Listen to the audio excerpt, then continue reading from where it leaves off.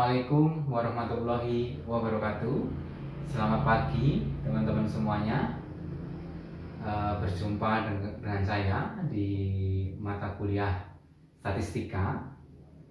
Seperti yang saya sampaikan di minggu yang lalu di rencana pembelajaran semester, bahwa minggu ini, di minggu kedua, kita akan membahas mengenai beberapa konsep dasar statistika yang meliputi pengertian statistika, kemudian pengelompokan statistika, kemudian variabel, dan ada beberapa macam yang lainnya. Nanti kita akan bahas satu persatu. Walaupun memang khusus untuk pembahasan pengantar statistika ini memang saya bagi menjadi dua pertemuan. Itu pertemuan minggu kedua dengan minggu ketiga. Di minggu pertama ini, nanti di minggu kedua, khusus di minggu ini kita akan spesifik bicara soal pengertian statistika dan pengelompokan statistika, yang mungkin nanti akan kita singgung sedikit tentang variabel. Oke, langsung saja teman-teman, kita masuk ke pembahasan yang pertama tentang pengertian statistika. Apa sih itu statistika? Alih-alih saya akan langsung mendefinisikan apa itu statistika, saya mencoba mengajak teman-teman untuk kembali mengingat-ingat pengalaman Anda di beberapa waktu yang lalu, yang mungkin saja nanti contoh kasus ini pernah Anda alami di kehidupan nyata. Di mana contoh kasus ini nanti akan menunjukkan bahwa sebenarnya statistika itu adalah sebuah proses yang sudah sering teman-teman alami di dalam kehidupan sehari-hari, ya disadari atau tidak. Tapi kebanyakan tidak disadari. Jadi sebenarnya ini bukan sebuah hal yang baru bagi teman-teman sebenarnya kalau kita bicara soal statistika. Oke, saya akan mencontohkan begini. Ada sebuah contoh kasusnya. Ini misalkan teman-teman pada suatu hari Anda merancang sebuah janji dengan teman Anda untuk keluar malam minggu. Nah, Anda berjanji dengan teman Anda itu berangkat pukul 7 malam. Tapi berdasarkan pengalaman yang sudah Anda alami, ternyata teman Anda itu selalu datang 1 jam lebih lambat dari waktu yang dijanjikan. Nah, itu berkali-kali terjadi, berkali-kali Anda alami. Ini contoh ya, ini contoh. Nah, hari ini Anda janjian kembali dengan dia dengan waktu yang sama, pukul 7 malam Anda akan berangkat. Tapi ketika waktu menunjukkan pukul 7 kurang 10, alih-alih Anda sudah bersiap-siap, Anda masih santai-santai di tempat tidur. Mengapa demikian? Ya karena sebenarnya Anda itu mengambil keputusan untuk santai-santai itu karena Anda sudah memproses beberapa data yang Anda ambil dari pengalaman yang sudah terjadi di masa yang lalu. Data tersebut mengatakan bahwa teman Anda itu yang janjian dengan Anda itu selalu datang 1 jam lebih lambat dari waktu yang sudah dijanjikan. Jadi kalau janjiannya itu pukul 7, dia selalu datang pukul 8 lebih lah, kira-kira begitu. Makanya ketika hari ini janjian kembali, waktu sudah menunjukkan pukul 7 kurang 10, ya Anda masih santai-santai saja. Nah, proses Anda mengambil keputusan itu sebenarnya tanpa Anda sadari, itu Anda memanfaatkan atau menggunakan proses statistika. Jadi Anda mengumpulkan data-data di masa yang lalu, kemudian Anda mencoba mengorganisasi data-data tersebut, kemudian Anda olah, kemudian Anda jadikan rujukan untuk mengambil keputusan.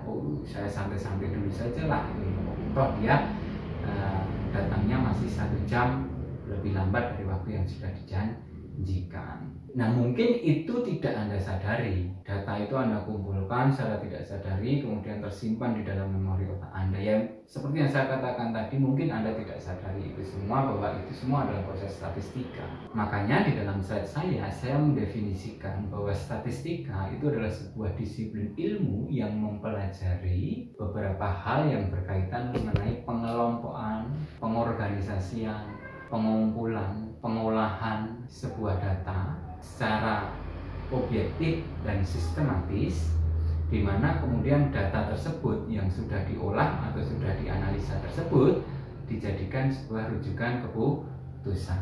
Coba bandingkan teman-teman definisi tersebut dengan contoh kasus yang saya contohkan di depan. Sama kan sebenarnya, walaupun memang tidak bisa dikatakan secara penuh bahwa di dalam contoh kasus tadi Anda menggunakan standar ilmu statistika dengan benar. Ya mungkin saja proses pengambilan penarikan kesimpulan yang dijadikan sebuah pengambilan keputusan itu belum memenuhi standar empiris, belum memenuhi standar disiplin ilmu statistika.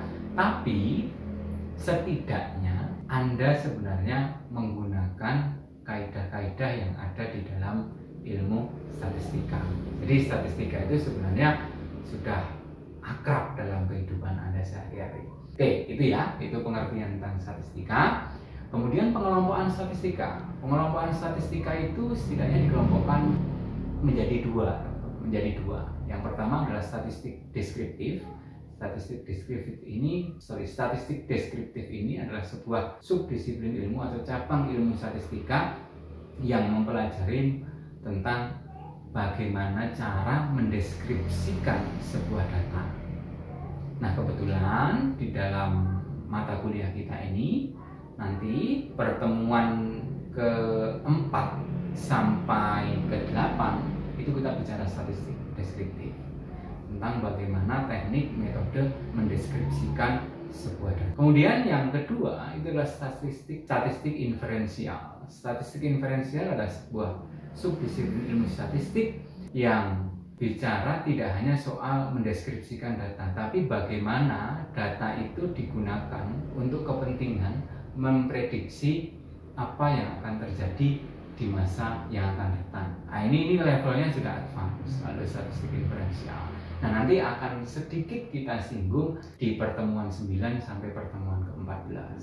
Gitu ya, teman-teman. Itu dua macam pengelompokan ilmu statistika. Nah, kemudian tadi saya sering menyebut kalau teman-teman amati tentang data. Kita memproses data, mengolah data dan lain sebagainya itu ya. Nah, sebenarnya data ini mungkin teman-teman akan bertanya, data ini diambilkan dari mana sih? Data ini munculnya dari mana sih? Data ini munculnya dari variabel. Apa itu variabel? Variabel teman-teman bisa lihat di buku modul statistik saya mendefinisikan di situ bahwa variabel itu adalah objek yang diteliti. Kembali ke contoh kasus tadi yang Anda janjian dengan teman Anda itu variabelnya apa waktu itu? Variabelnya itu adalah waktu kedatangan. Dari variabel waktu kedatangan itu muncul sebuah data bahwa ternyata teman Anda datang itu 1 jam lebih lambat dari waktu yang dijanjikan. Nah, di dalam buku modul statistik saya juga menekankan, tolong bedakan antara variabel dengan unit analisis. Nah, ini seringkali tertukar. Kalau variabel tadi itu adalah objek yang diteliti, kalau unit analisis itu adalah berkaitan mengenai siapa si pemilik data itu. Dalam konteks kasus tadi, kalau variabelnya adalah waktu kedatangan, unit analisisnya adalah teman Anda, kan gitu. Si pemilik data. Paham ya perbedaan antara variabel dan unit analisis. Ini penting loh teman-teman, ini penting. Terutama nanti ketika teman-teman mau melangkah mengerjakan skripsi. Karena sebelum Anda mengusulkan sebuah skripsi, tentu Anda harus jelas mendefinisikan variabel, mendefinisikan unit analisis. Jadi variabel apa yang akan saya teliti, terus unit analisisnya siapa, itu harus jelas loh Anda definisikan. Karena menurut pengalaman saya 1 tahun terakhir ini dalam membimbing beberapa mahasiswa di Fakultas Syariah Surakarta itu, saya selalu menanyakan mahasiswa bimbingan itu, apa variabel yang akan kamu teliti? Unit analisisnya siapa, Mbak? Nah, selalu saja mereka kebingungan. Nah, akhirnya cuma muter aja. Ya, akhirnya dampaknya ya skripsinya cuma jalan di tempat ya, karena dia sendiri nggak jelas mendefinisikan variabel yang akan dia teliti. Variabel yang akan diteliti itu apa sih? Gitu. Sebagai contoh, misalkan teman-teman di program studi hukum keluarga Islam, misalkan Anda mau meneliti tentang bagaimana sih persepsi istri terhadap suami ketika menghadapi kondisi pandemi COVID-19 ini, karena banyak suami-suami yang menjadi korban PHK dan lain sebagainya. Misalkan Anda mau meneliti tentang topik tersebut, tentang persepsi istri terhadap suami ketika masa pandemi COVID-19 ini misalkan. Nah, dari kasus itu variabelnya apa? Variabelnya secara jelas bisa kita tarik, variabelnya adalah persepsi istri. Kemudian unit analisisnya siapa? Unit analisisnya ya istri, karena si istri adalah si pemilik persepsi tersebut yang akan diteliti kan gitu. Jelas ya teman-teman?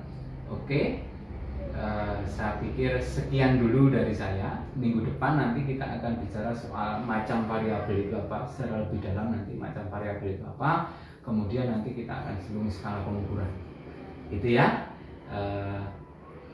Kalau misalkan nanti teman-teman kurang begitu jelas dengan penjelasan saya, kita bisa berdiskusi lebih lanjut di kelas virtual kita. Sekian dari saya. Wassalamualaikum warahmatullahi wabarakatuh.